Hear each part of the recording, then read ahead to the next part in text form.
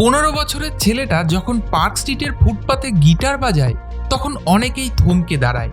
একটা ব্যাগ, একটা জলের বোতল আর পাশে লেখা সাপোর্ট মি। রাস্তার ধারে গিটার বাজিয়ে রোজ স্বপ্ন বুনছে দেবরাজ ভট্টাচার্য। ক্লাস 9-এ পড়ে, ওপেন স্কুলে। সকালে পড়াশোনা করে আর বিকালে গিটারের তারে স্বপ্ন বাঁধে ছেলেটা।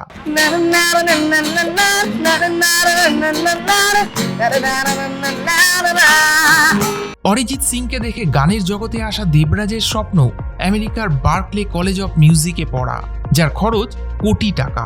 এই বিশাল স্বপ্ন পূরণের জন্য ফুটপাতে গিটার বাজায় সে। কিন্তু তার গল্প শুরু হয়েছিল অন্যভাবে।